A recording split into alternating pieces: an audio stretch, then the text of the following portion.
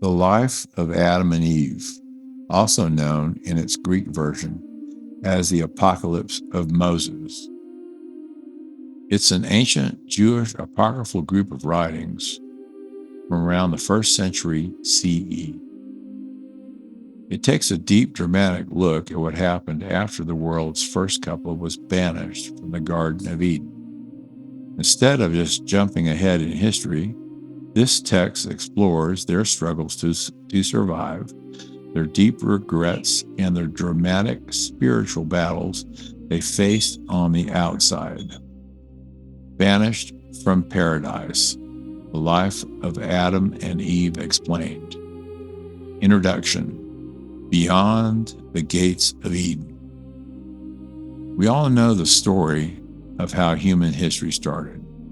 The beautiful garden, the forbidden fruit, and the regular serpent. But have you ever wondered what happened the day after they were cast out? How did the world's first couple survive when the gates of paradise slammed shut behind them? An ancient collection of stories written over 2,000 years ago, called The Life of Adam and Eve, fills in that exact blank.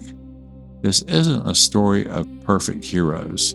It's a deeply human drama about survival, massive regret, and a second encounter with a legendary enemy who tricked them in the first place. Written in a fast-paced, vivid style, this text pulls back the curtain on the untold struggles of the world's very first family. Chapter 1. Cold River Penance. The story opens with Adam and Eve wandering through a harsh, rocky wilderness. For days they search for food, but they find only bitter weeds and coarse grass, nothing like the sweet, effortless fruits of Eden. Realizing the weight of what they lost, they are filled with absolute grief. Desperate to show the Creator how truly sorry they are, Adam suggests a radical plan of penance. He tells Eve that they must separate and stand frozen in 2 different rivers to pray for forgiveness. Adam walks to the Jordan River, stepping into the freezing water right up to his neck. He commands the wild animals and the river itself to stand perfectly still and mourn with him. Meanwhile, Eve goes to the Tigris River, standing in the cold, rushing water. For weeks, they endure the freezing elements, crying out in the silence, hoping their sacrifice will be enough to mend the broken relationship with the heavens. Chapter 2. The Return of the Deceiver. But the freezing water isn't their only challenge. After 18 days of Eve standing in the Tigris River, a brilliant figure appears on the riverbank. He looks like a dazzling, radiant angel, weeping tears of sympathy. The figure calls out to Eve, saying, "Come out of the water. God has heard your prayers and forgiven you. I have been sent to bring you back to a new paradise." Exhausted, shivering, and desperate for relief, Eve steps out of the freezing mud and follows him. But when they find Adam in the Jordan River, Adam looks up, gasps in horror, and cries out, "Eve, why have you listened to him again?" Adam points at the guide, revealing the truth. The radiant angel is actually Satan in disguise, using a second brilliant illusion to trick Eve mid-prayer. Caught in his lie, the dark spirit's disguise melts away, leaving Eve devastated that she fell for his tricks a second time. Chapter 3. The Secret History of the Fall.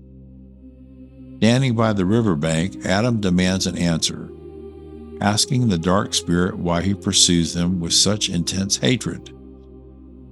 In a fascinating twist, the text gives Satan a moment to explain his own back history. The Spirit reveals that his hatred didn't start with the forbidden fruit. It started on the day human beings were created.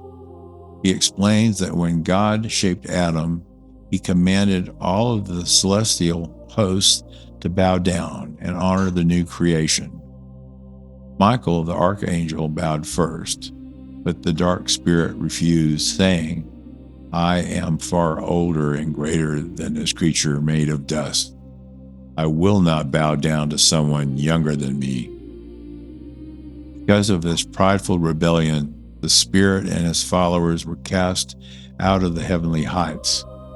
Looking at Adam, the spirit bitterly confesses, "You are the reason I lost my glory.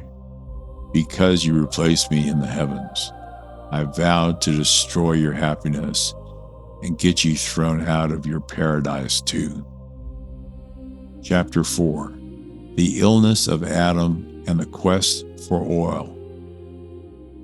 Many decades passed, and the narrative fast forwards to the end of Adam's life.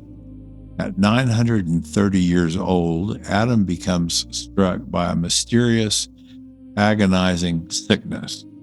The first time a human being has ever experienced physical failing. Terrified by the pain, Adam calls his son Seth to his bedside. Adam begs Seth and Eve to travel back toward the guarded gates of the Garden of Eden. He asks them to plead with the angels for a single drop of the oil of mercy from the tree of life, which can cure any disease. Seth and Eve embark on the dangerous journey across the rugged terrain. When they arrive at the boundary of paradise, they fall to the earth, weeping and praying. The archangel Michael appears to them, but his message is bittersweet. He tells them that the oil of mercy cannot be given out yet. Adam's physical body must return to the earth. However, Michael comforts them with a profound promise. Death is not the permanent end of human history. One day, a future hope will arrive to break the power of the dark spirits and restore humanity to its lost home. Epilogue, the final resting place. Seth and Eve return to find Adam passing away quietly. The text describes a grand cinematic funeral. The sun and the moon grow dark, and legions of angels descend from the sky, singing beautiful hymns as they carry Adam's spirit away. 6 days later, Eve passes away as well, and Seth buries his parents side by side in the earth, marking the end of the world's very first love story. Though the life of Adam and Eve isn't part of modern scripture, it survived for centuries in ancient Latin, Greek, and Slavonic manuscripts. It captivated the ancient world because it humanized the characters we read about in history. It reminds us that even when people make massive mistakes and face the hardest consequences, the human spirit is defined by its resilience, its willingness to adapt, and its unshakable hope for a better tomorrow.